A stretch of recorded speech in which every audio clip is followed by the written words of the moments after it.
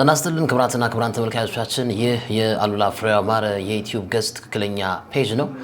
አብሮነታችሁ ከኛ ጋር እንዲሆን በአክብሮት እንጋብዛለን። 8683 ቤተሰቦች አሉት።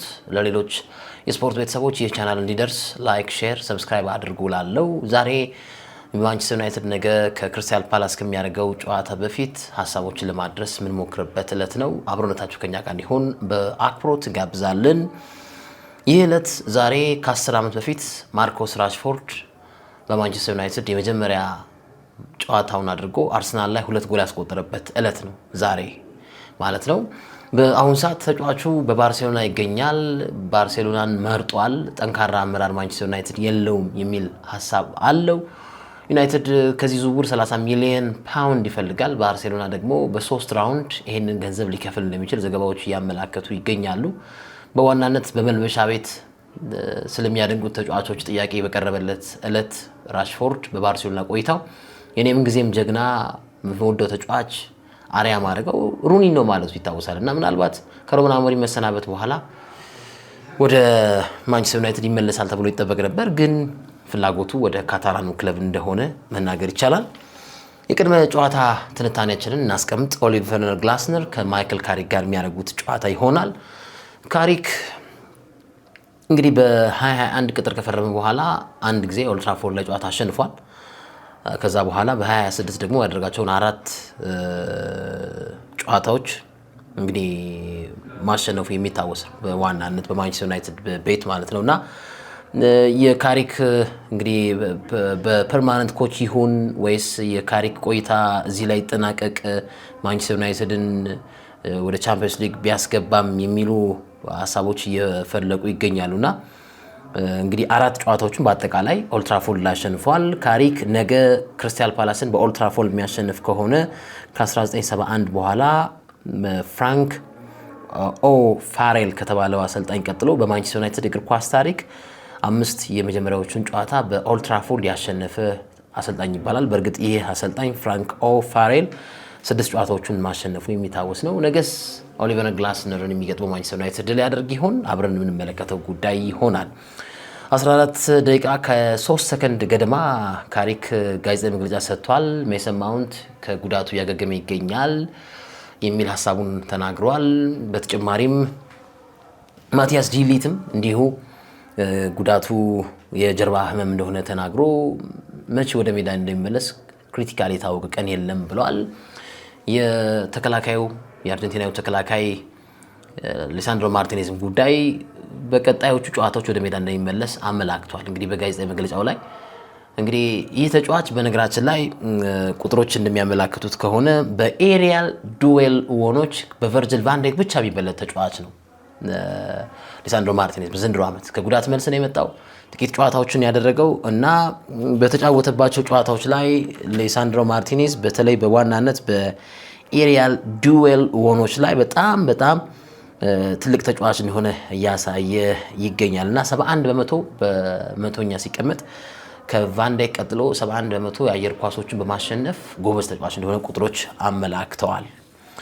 የዩናይትድ 3 ተጫዋቾችን ልማት ተበርክቶላቸዋል። በፕሪሚየር ሊጉ ብራያን ኤምቤሞ እንዲሁም ካስሜሮ እና ማቲያስ ኩኛ በፕሪሚየር ሊጉ ሁልጊዜም ለተጫዋቾች ሽልማት እንደሚያበረክተው የማይልስቶንስ ሽልማት አግኝተዋል እና ብራያን ኤምቤሞ በሊጉ 50 ጎል ማስቆጠሩን ተከትሎ ለሁሉም ተጫዋቾች ፕሪሚየር ሊጉ እንደዚህ አይነት ነገሮችን ሲያደርግ እንመለከተዋለን። ስለዚህ 50 ጎል በመድረሱ ምክንያት ኤምቤሞ የማይልስቶንስ ተሸላሚ ሆኗል። በተጨማሪም ካስሜሮና ማቲያስ ኩኛ ደግሞ በፕሪሚየር ሊጉ 100ኛ ጨዋታቸውን በማድረጋቸው ሽልማቶቹን ወስደዋል ተብለዋል። በዚህ ረገድ እንግዲህ ይህ ሽልማት ለሁሉም ተጫዋቾች የሚሰጥ ነው። በእርግጥ በፕሪሚየር ሊጉ 50 ጎል ላይ ስትደርስ ከዛ በተጨማሪ የጨዋታ ቁጥሩም 100፣ 200፣ 300 ሲሆን የሚሸለም ሽልማት ነው እና እስካሁን በፕሪሚየር ሊጉ 340 ገደማ ተጫዋቾች 100 ጨዋታዎችን አድርገው የማይልስቶንስ ተሸላሚ ሆኗል።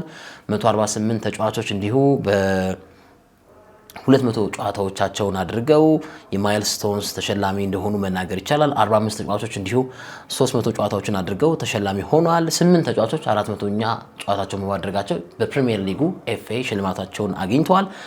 ብቸኛው ተጫዋች ጄምስ ሚልነር ነው። በፕሪሚየር ሊጉ 500 እና 600 ጨዋታዎችን በማድረጉ ምክንያት ብቸኛው ተጫዋች ነው ይሄንን ሽልማት የወሰደው። ግብ ጠባቂም እንግዲህ 100 ጨዋታ ሲያደርግ ይሸልማል። ከዚህ ቀደም ዴቪድ ዴሃን የመሳሰሉ ተጫዋቾች የዚህ ሽልማት ተቋዳሽ ሆነዋልና ሶስቱ የፕሪሚየር ሊጉ የማንቸስተር ዩናይትድ ተጫዋቾች ኤምቤሞ፣ ኩኛና ካስሜሮ ሽልማታቸውን ወስደዋል። ወደ ጨዋታው ንግባ። ማንቸስተር ዩናይትድ የአውሮፓ ቻምፒየንስ ሊግ ቦታን ከማግኘትም በላይ ወደ 3ኛ ደረጃ ከፍ የሚልበትን ውጤት ለማግኘት የሚያደርገው ጨዋታ እንደሚሆን ይጠበቃል። የክሪስታል ፓላሱ ጨዋታ በተለያዩ መመዘኛዎች ክሪስታል ፓላስ እና ማንቸስተር ዩናይትድን ብናወዳደር ዩናይትድ በብዙ ነገር ይልቃል። በደረጃ፣ በነጥብ፣ በሙከራ፣ በብዙ ነገር። ግን ማንቸስተር ዩናይትድ አሁንም ባለፈውን በትንታኔያችን ለመመልከት ስንሞክር ጎሎችን የሚያስተናግድ ቡድን ነው። አሁንም በፕሪሚየር ሊጉ 12ኛ ደረጃ ላይ የሚቀመጠው ክሪስታል ፓላስ የተቆጠረበት ጎል 32 ነው። ማንቸስተር ዩናይትድ የተቆጠረበት ጎል 37 ነው። ስለዚህ ትክክለኛ ዲፌንሲቭ ሚድፊልደር፣ ትክክለኛ የተከላካይ ጥምረት እንደሚያስፈልገው ማሳያ ነው። በኤቨርተኑም ጨዋታ ተናግሬዋለሁ። በብዙ መስፈርቶች ብንተነት ነው የማንቸስተር ዩናይትድ የመከላከል አቅም ደካማ እንደሆነ ያሳያል። ለምሳሌ ዩናይትድ 317 ሙከራዎችን አድርጓል፣ ይልቃል በዚህ። ከዛ በተጨማሪ ኦን ታርጌት ሙከራዎችን በማድረግ 151 ከፍተኛ ሙከራዎች እንደሆነ ማሳያ ነው። በጣም በብዙ ነገሮች ብንመለከተው ዩናይትድ ላቅ ያለ ደረጃ ላይ እንደሚገኝ ማሳያ ነው። ግን ዩናይትድ ከክሪስታል ፓላስ ጋር አንድ የሚያመሳስለው ነጥብ ደግሞ ምንድነው? ክሪስታል ፓላስ እየመራ ነጥቦችን የሚያባክን ቡድን በ16 አጋጣሚዎች እየመራ ነጥቦችን ሉዝ አድርጓል። ወይ አቻ ይወጣል ወይ ይሸነፋል። ለዚህ የመጀመሪያውም ጨዋታ የክሪስታል ፓላሱም የመጀመሪያው ሰለርስ ፓርክ ጨዋታ ማሳያ ነው። ከ1-0 2-1 መሪነት በ1-0 መሪነት ከዛ 2-1 ተሸናፊነት የተጠናቀቀ ጨዋታ ነው። ዚርክዚ እና ሜሰን ማውንት ያስቆጠሩት ጎሎች። በነገራችን ላይ ማቲያስ ዲሌት የመጨረሻ ጨዋታው ነበር ያን ወቅት ያደረገው መርሃ ግብር። በ16 ነጥቦችን አባክኗል እየመራ ማለት ነው። ማንቸስተር ዩናይትድን በተመሳሳይ በ14 ነጥቦች ላይ ከሊዲንግ ፖይንት ነጥቦችን አባክኗል። ይሄም ሌላ ነው። ግን ዩናይትድ ደግሞ እየተመራ ውጤት የሚቀለብስ ቡድን እንደሚሆን ማሳያ ነው። በ12 አጋጣሚዎች ወይም በ12 ነጥቦች እየተመራ ነጥቦችን ቀምቷል። የአርሰናሉ ጨዋታ፣ የክሪስታል ፓላሱ ጨዋታ ለዚህ ማሳያ እንደሆነ መናገር ይቻላል። ቀድሞ ጎል ተቆጥሮበት ወይ አቻ ይወጣል ወይ ያሸንፋል። ክሪስታል ፓላስ ግን በሁለት አጋጣሚ ብቻ ነው ይሄን ነገር ማድረግ የቻለው እየተመራ ነጥቦችን የሚያገኝ። ይሄ ሁለቱም ክለቦች በደንብ የሚነጣጠል እንደሆነ መናገር ይቻላል።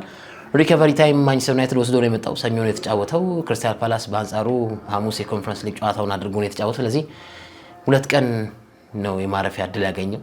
ዩናይትድ ደግሞ ረጅም ቀናትን አሳልፎ ነው እንግዲህ ይሄንን ጨዋታ የሚያደርገው። ካሪክ 14 ደቂቃ ከ3 ሰከንድ በፈጀው ጋዜጣዊ መግለጫቸው የተለያዩ ነገሮችን አንስተዋል። ቅድምም ለመናገር ሞክሬያለሁ። በዋናነት ካነሷቸው ነጥቦች መካከል ስለ ቤንጃሚን ሼሽኮ በቋሚነት ለምን እንደማይጠቀሙት ተጠይቀዋል። በነገራችን ላይ ክቡራን ተመልካቾች ቤንጃሚን ሼሽኮ በየ37 ደቂቃ ጎል የሚያስቆጥር ተጫዋች ነው። በየ37 ደቂቃው በሮበን አሞሪም የተገዛ ተጫዋች ቢሆንም ግን ተጫዋቹ በማንቸስተር ዩናይትድ ቤት ያለው ተወዳጅነት ያለው ጎል አስቆጣሪነት ከፍተኛ ነው። በጣም የወደደ ተጫዋች ነው። ተስፋዎች የሚጣሉበት ተጫዋች እንደሆነ ማሳያ ነውና ሼሽኮ በፕሪሚየር ሊጉ እንግዲህ በተሰለፈባቸው ጨዋታዎች ላይ በተለይ ዌስትሃም ላይ ያስቆጠረው ጎል የማን ዩናይትድ የወሩ ምርጥ ጎል ተብሏል። ፕላስ እንግዲህ የሼሽኮ ጉዳይ በየ37 ደቂቃ ጎልን ከመረብ የሚያዋህድ ተጫዋች እንደሆነ ማሳያዎች መጥተዋል ማለት ነው። በተሸገረባቸው ዩናይትድ ጨዋታዎች ጎልን እያስቆጠረ ይገኛል እና ለምን ሼሽኮ በቋሚነት አይሰለፍም ተብሎ ተጠየቀ ካሪክ እና ምንድነው ያለው? ላገኘናቸው ድሎች እና ትልቅ ሚና ተጫውቷል። ነገር ግን አላጋነውም። ምንም የሚያወዛግብ ነገር የለም። በቅርቡ ጨዋታዎች ላይ ያሳየው ብቃት ምን ያህል ጥራት ያለው ተጫዋች እንደሆነ አመላክቷል ብለዋል። ግን ካሪክ እንደተናገረው ከሆነ ለምንድን ነው ተመሳሳይ የሆነ የጨዋታ አሰላለፍ የምትተገበረው ተብሎ ተጠይቋል። እና በዚህ ረገድ ብዙ ተከታታይ ጨዋታዎች ቢኖሩ እና የጨዋታ መደራረቦች ቢኖሩ ኖሮ ላይንአፓችንን ሪሼፍል እናደርጋለን። ግን ዩናይትድ የሚጫወተው አንድ ፕሪሚየር ሊግ ጨዋታ ነው በየሳምንቱ። ኤፍ ኤ ካፕ ጨዋታ ሲኖር 12 ቀን 10 ቀን ረፍት አድርጎ ነው የሚመጣው። ከዛ አኳያ ሪደንደንሲ የሆነ አሰላለፎችን እንጠቀማለን የሚል አይነት ሀሳቡን ተናግሯል። የፎልስ ናይን ነምበርን ጨዋታ ይተገብራል ለሚለው ጥያቄ ኢምቤሞ ብዙ ጊዜ ወደፊት የሚሄድ ተጫዋች ነው፣ በፊት አጥቂነት የሚጫወትም ተጫዋች እንደሆነ ያሳየን ይገኛል ብለዋልና የ9 ቁጥር ጥቅምን የተጫወትንበት አይመስለኝም። ብራያን ምቤሞ አብዛኛውን ጊዜ በተጋጣሚ መጨረሻ ተከላካይ መስመር ላይ ተጣብቆ ነው የሚጫወተው ነው ቃል በቃል ሰዎች ይሄ ጥሩ ነው። ስለ ማውንት ጉዳት አንስተዋል፣ ስለ ዲሌት ጉዳት አንስተዋል፣ ሊሳንድሮ ማርቲኔዝ ስለ ማጉዌር ጥቅምነት ኮንትራክቱን ኤክስቴንድ ያደርጋል አያደርግም የሚሉ ሀሳቦች መጥተዋል። አትሊስት ደሞዙን ዲክሪዝ የሚያደርግበት አጋጣሚ ካለ ተብሏል። ኡጋርቴንም አሞካሽተዋል። ካሪክ በልምምድ ቦታ ላይ የሚያሳየን ነገር በጣም እጅግ ጥሩ እንደሆነ ተናግረዋል። እና ስለዚህ ጨዋታ የተወሰነ ሀሳቦችን ለማንሳት ያክል በተለይ የኦሊቨር ግላስነር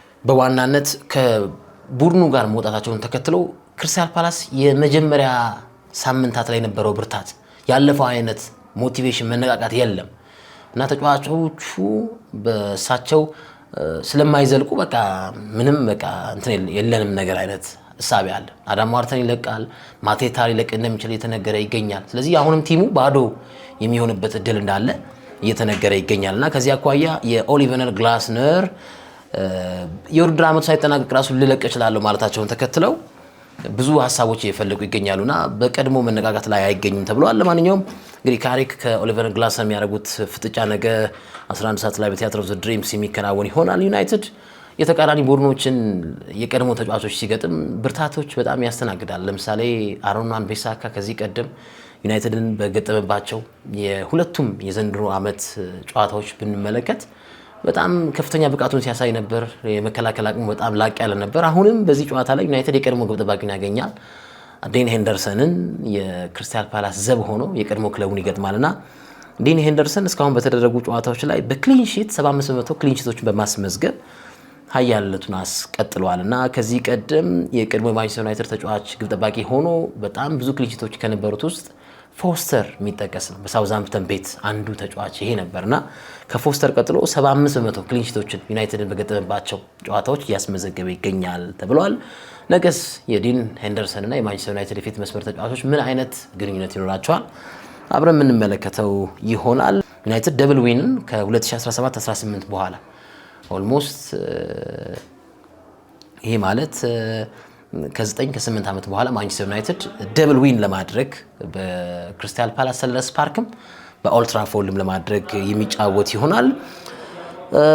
22 ጨዋታዎችን ወደ ኦልድ ትራፎርድ አቅንቶ የተጫወተው ክሪስታል ፓላስ 2 ጨዋታዎችን ብቻ ነው ማሸነፍ የቻለው። 2 ጨዋታዎችን አሸንፏል። በተለይ ያለፈውን ዓመትና ካቻምና ኦልድ ትራፎርድ ላይ ድል ያደረገበት ውጤት እንዳለ እናስታውሳለን። እና ምንድነው ክሪስታል ፓላስ የለንደን ክለብ ሆኖ ዩናይትድ ላይ ተከታታይ 3 ድሎችን ለማሳካት ነገ ይጫወታል። ቼልሲ ነው ይሄንን ነገር ያደረገው። ቼልሲ የለንደን ክለብ ሆኖ ዩናይትድን 1967 98 68 69 እንዲሁም 70 ላይ በገጠመባቸው ጨዋታዎች ተከታታይ ኦልድ ትራፎርድ ላይ አሸንፎ ነበርና አሁን ሌላኛው የለንደን ክለብ ለመሆን ይጫወታል ክሪስታል ፓላስ ባይመስልም የነ ኦሊቨር ግላስነር የተጫዋቾች መነቃቃት ደካማ ቢሆንም ባይመስልም ተብሏል።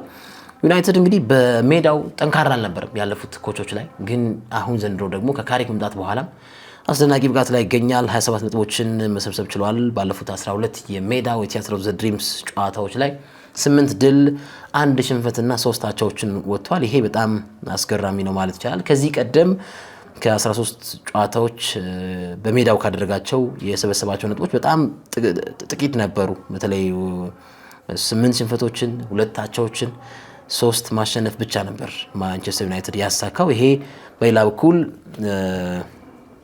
የሚጠበቅ ሌላው አጀንዳ ይሆናል ተብሏል።